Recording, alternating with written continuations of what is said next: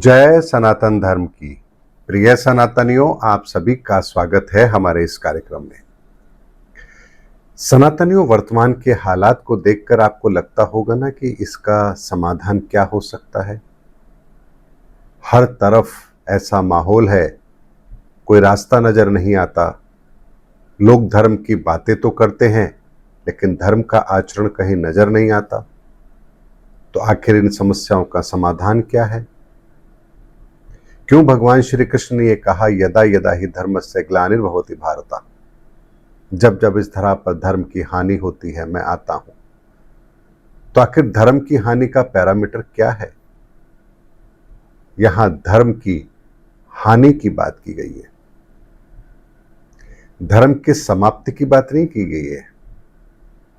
इस बात की गंभीरता को आज आपको सनातन के दृष्टिकोण से जरूर समझाता हूं, आपको बहुत बड़ा लाभ होगा। सनातनियों, धर्म के भी 3 सिद्धांत होते हैं। मैंने आपसे कहा है कि 3 के बिना कोई भी प्रक्रिया पूर्ण नहीं होती है, तो धर्म की स्थापना भी 3 सिद्धांतों से होती होगी। तो वो 3 सिद्धांत क्या है? धर्म के 3 सिद्धांत हैं, और अगर इन 3 सिद्धांतों की प्रक्रिया को पूरी तरह से सही नहीं रखा जाता है, तब धर्म की हानि होती है या ग्लानि होती है। धर्म की स्थापना का या धर्म के सिद्धांत का पहला प्रारूप, पहला जो उसका नियम है, वो क्या है? वो है पढ़ना। अर्थात धर्म जो है उसको आप शास्त्रों के माध्यम से, ग्रंथों के माध्यम से पढ़ते हैं, क्योंकि धर्म के एविडेंस आपको वहीं मिलेंगे। तो आप किसी भी धर्म में क्यों ना हो, किसी भी धर्म को मानने वाले क्यों ना हो, आपके धर्म के अंदर आपको एक ग्रंथ जरूर दिया गया होगा, जिसे आपको कहा गया होगा कि इसे पढ़ो। आप मुसलमान हैं तो कुरान आपके हाथ में है, आप क्रिश्चियन हैं तो बाइबल आपके हाथ में है, आप हिंदू हैं तो गीता आपके हाथ में है, रामायण आपके हाथ में है, आप अगर जैन हैं तो जैन आपके जो शास्त्र हैं वो आपके हाथ में है, आप सिख हैं तो गुरु ग्रंथ साहिब आपके हाथ में है। यानी कोई ना कोई ग्रंथ आपके हाथ में जरूर होगा, और इसके लिए कहा जाता है कि इसे पढ़ो। ये वो प्रक्रिया होती है जैसे कोई व्यक्ति यदि भाषा सीखना चाहता है तो सबसे पहले उसे कहा जाता है कि तुम इसे याद करो। जैसे कोई मैथमेटिक्स सीखना चाहता है तो उसे कहा जाएगा 1 to 100 तक की काउंटिंग याद करो। कोई भाषा सीखना चाहता है, इंग्लिश भाषा सीखना चाहता है, तो उसे कहा जाएगा पहले 26 अल्फाबेट है, इन्हें याद करो। आप हिंदी भाषा सीखना चाहते हैं तो आपको एबेसेदा याद कराया जाएगा। आप अगर इस्लाम की भाषा यानी कि उनकी उर्दू भाषा सीखना चाहते हैं तो अलिफ बे तय जो आता है वो आपको सिखाया जाएगा। यानी आपको सबसे पहले कुछ सिखाया जाएगा, पढ़ने के लिए दिया जाएगा। यह धर्म के सिद्धांत का पहला प्रारूप है।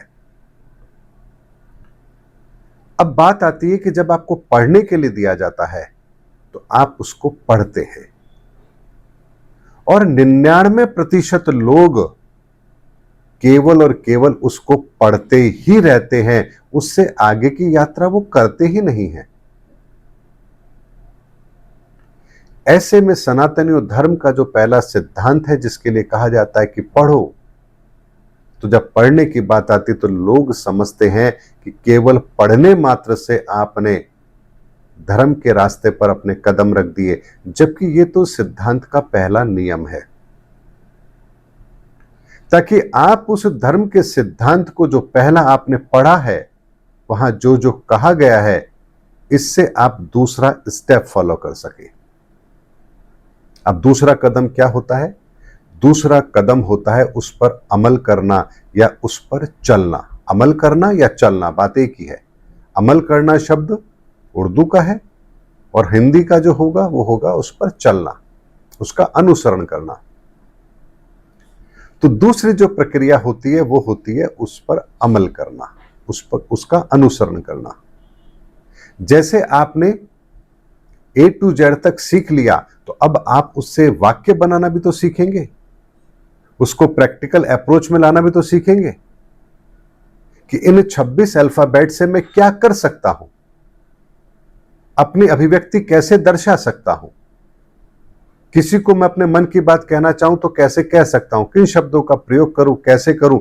यहां आप उसको व्यवहार में लाते हैं, उन शब्दों को आप अपने व्यवहार में लाते हैं। आपको प्यास लगी है तो आप वाटर कहेंगे, तो यहां आपने 5 अल्फाबेट का यूज किया, और ये वो अल्फाबेट हैं जिसके द्वारा आप किसी के सामने भी अगर ये बात रखेंगे वाटर, तो वो यही समझेगा कि आप पानी की बात कर रहे हैं। तो यहां व्यवहारिकता के अंदर उस धर्म को फिर उतारा जाता है। तो जो कहा जाता है आपको पढ़ने के लिए, उसको पढ़कर उस पर आपको अमल करना होता है, उस पर आपको चलना होता है। यह धर्म का दूसरा सिद्धांत है। आपको लगेगा मैं कौन सी नई बात कर रहा हूं, ये तो सबको पता है। तो अगर आपको पता है तो फिर ये वीडियो मैं नहीं बनाता, लेकिन आपको जो नहीं पता है उसी को बताने के लिए वीडियो मैंने आपके सामने रखा है। तो जब आप उस पर चलते हैं, अमल करते हैं, तब आपके सामने एक परिस्थिति उत्पन्न होती है। लेकिन उससे पहले जब लोग पढ़ते हैं तो अक्सर लोग उस पर भी प्रश्न चिन्ह लगाते हैं। यहां ऐसा क्यों नहीं, ऐसा क्यों, वैसा क्यों नहीं, वैसा क्यों नहीं। यानी कुरान में लिखा गया तो ऐसा क्यों, गीता में ऐसा लिखा है तो ऐसा क्यों, ढोल गवार शूद्र पशुनारी ये सकल ताड़न के अधिकारी ऐसा क्यों लिख दिया। यानी वहां वो शास्त्र ग्रंथों के अंदर कमियां ढूंढने लगते हैं। ये वो लोग हैं जो कहते हैं कि एबीसीडी आप हमें सिखा रहे हो, पर ए के बाद बी क्यों आता है, बी के बाद सी क्यों आता है, सी के बाद डी क्यों आता है। अब जो व्यक्ति एबीसीडी सीख रहा है, क्या उस लेवल पर आप उसको ये समझा सकते हो कि ए के बाद बी क्यों आता है, बी के बाद सी क्यों आता है। उस व्यक्ति को पहले वो अल्फाबेट सीखने पड़ेंगे। वहां पर कोई ये तर्क काम नहीं आएगा कि इसके बाद ये क्यों आता है। ठीक इसी तरह से जब धर्म के रास्ते पर आप चलते हैं, धार्मिक शास्त्र ग्रंथों में कुछ आप पढ़ते हैं, तो वहां प्रश्न चिन्ह नहीं लगा सकते। क्यों नहीं लगा सकते? क्योंकि उसके जो वास्तविक उत्तर हैं वो अभी आपकी समझ में आ ही नहीं सकते कि वहां ये शब्द, ये कहानी या दृष्टांत है तो क्यों है।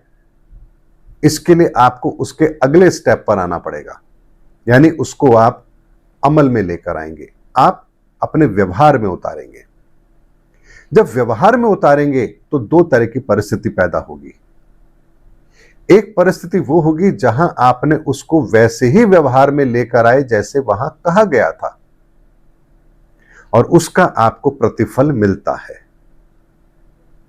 और दूसरा होता है कि जब आप उसको व्यवहार में लेकर आते हैं, आपको रिजल्ट वो नहीं मिलते, बल्कि आपको रिजल्ट कुछ और मिलते हैं। जैसे भगवान श्री कृष्ण ने गीता में बहुत कुछ कहा। भगवान श्री कृष्ण के बारे में कहा गया, राधा के साथ रासलीला का प्रसंग आता है, हजारों रानियां, ये प्रसंग भगवान कृष्ण के साथ आता है। तो बहुत लोग क्या करते हैं, इन दृष्टांत को लेकर के भगवान श्री कृष्ण के संदर्भ में एक अलग विचारधारा पैदा कर लेते हैं। ऐसा नहीं कि ये केवल हिंदुओं में होता है, ये हर धर्म में होता है। इस्लाम की यदि बात करेंगे तो वहां पर मोहम्मद साहब ने 6 साल की बच्ची के साथ निकाह कर लिया, शादी कर ली, इस बात को लेकर के कहा जाएगा। तो ये दूसरी तरह के वो लोग होते हैं जो अमल तो करते हैं, लेकिन अमल करने के साथ में इसको गलत दिशा में उसका अमल करते हैं। यानी उन चीजों का मतलब वो निकालते हैं जो उनकी मानसिकता होती है। और कुछ लोग होते हैं जो उसको इसी तरह से अमल में लेकर आते हैं जैसे वो है। अब यहां जब 2 तरह के लोग हो जाते हैं जो उसको व्यवहारिकता में लेकर आ रहे हैं, तो एक वो होते हैं जो वास्तव में धर्म के रास्ते पर चलते हैं, उसको उसी तरह से व्यवहार में लेके आते हैं जैसे भगवान श्री कृष्ण ने गीता के उपदेश में कहा, अर्जुन तू कर्म कर, तू मुझे तत्व से जान। तो कुछ लोग उन चीजों पर अमल करते हैं। तो कुछ लोग किन चीजों पर अमल करेंगे? अरे हाँ, माखन चुराना कौन सी गलत बात है? चोरी करना गलत कहाँ है? भगवान श्री कृष्ण ने भी तो की थी। अब वो अमल तो कर रहे हैं, लेकिन किस तरह से कर रहे हैं, इस दृष्टिकोण को देख लीजिए। अरे हाँ, भगवान श्री कृष्ण ने भी तो जब कर्ण का वध करना था तो निहत्थे पर बाण चलाने के लिए कहा अर्जुन को। तो यहां कोई नियम तोड़ो तो क्या गलत बात है? अब वो अमल कर रहे हैं तो किस दृष्टिकोण से कर रहे हैं, इस बात को समझिए। और कुछ लोग होते हैं जो इस पर अमल जब करते हैं तो वो अपने स्वार्थ को पहली प्राथमिकता देते हैं। जैसे कंप्यूटर की भाषा है, आप उस भाषा को सीखते हैं, अब उससे आप प्रोग्रामिंग करेंगे या आप हैकर बनेंगे, इसको करने से आपको कंप्यूटर नहीं रोकेगा, उसकी कोडिंग नहीं रोकेगी। ये आपके ऊपर निर्भर करता है कि आप उसका प्रयोग कहां करेंगे।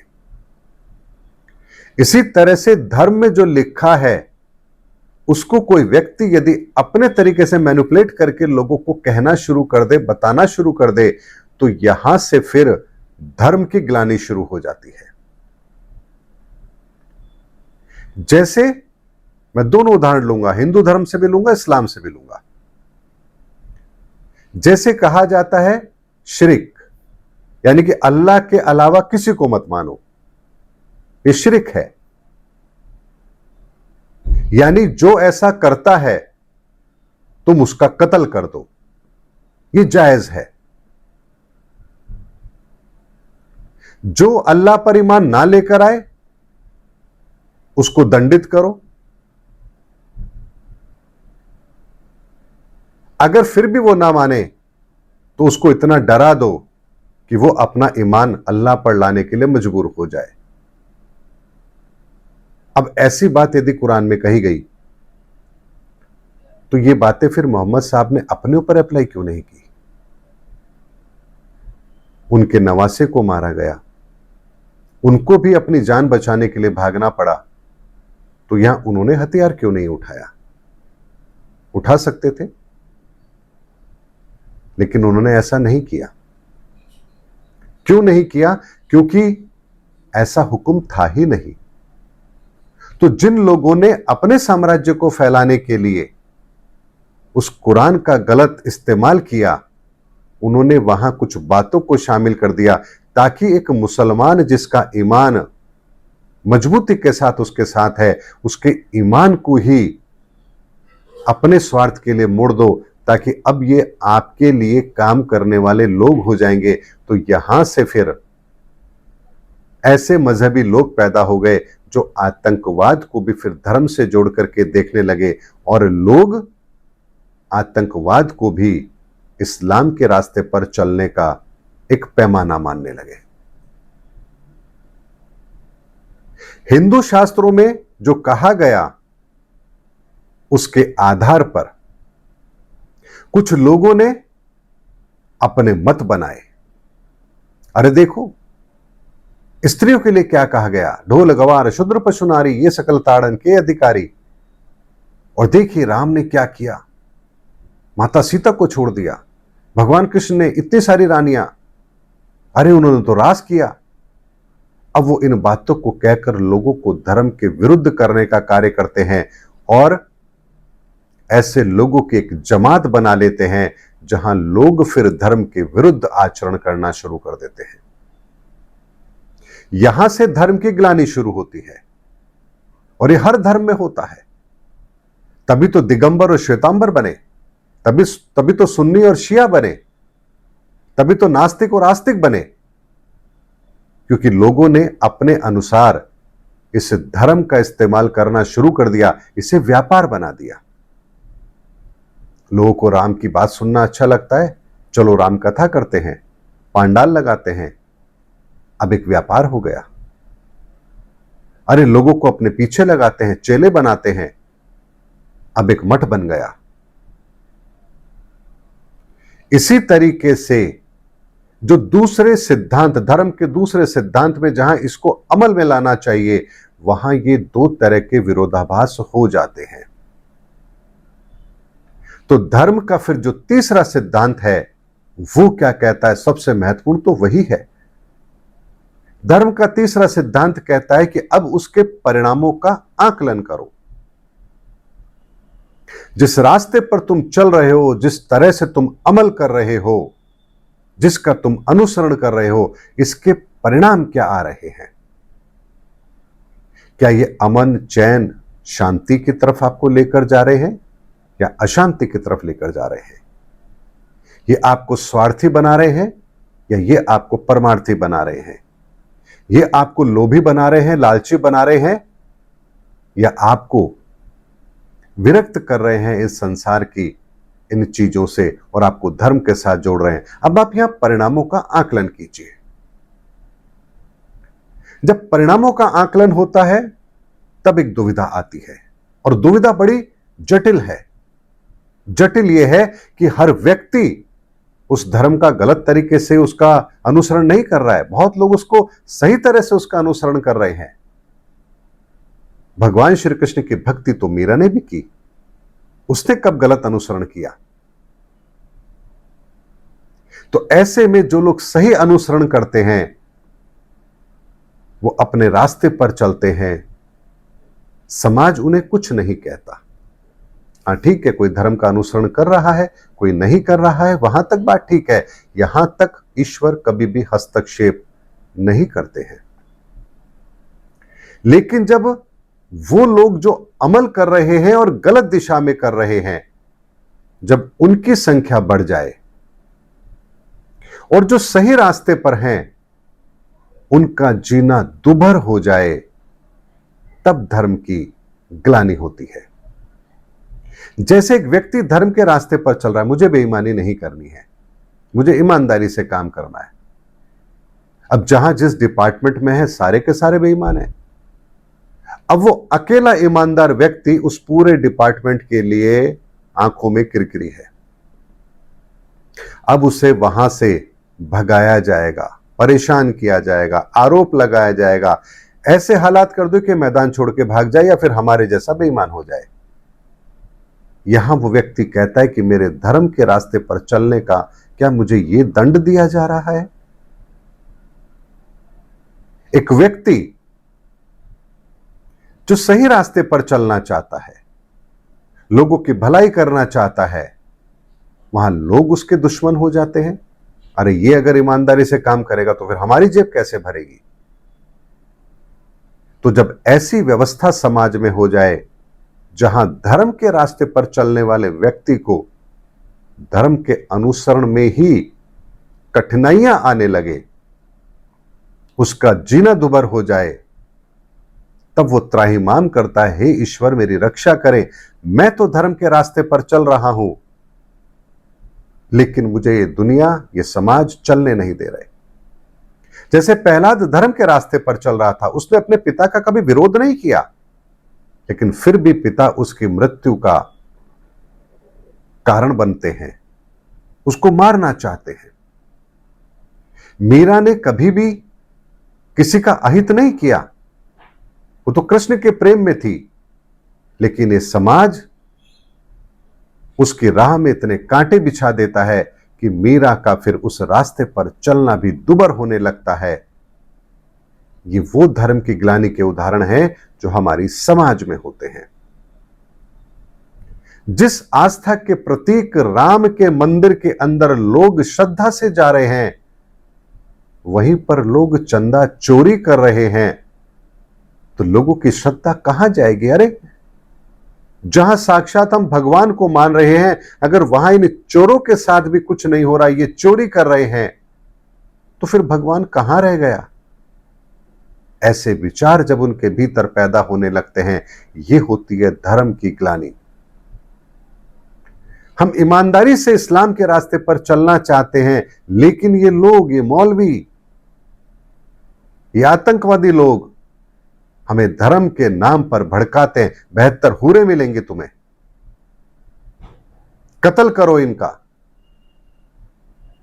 जब उनका ब्रेन वॉश किया जाता है, उन्हें उस धर्म के रास्ते से भटका करके अधर्म के रास्ते पर चलाया जाता है, तब यहां धर्म की ग्लानि होती है। और जब ऐसी परिस्थिति बनती है, तब भगवान श्री कृष्ण कहते हैं यदा यदा ही धर्मस्य ग्लानिर्भवति भारत अभ्युत्थानम् अधर्मस्य प्रजात्मानं सृजाम्यहम्।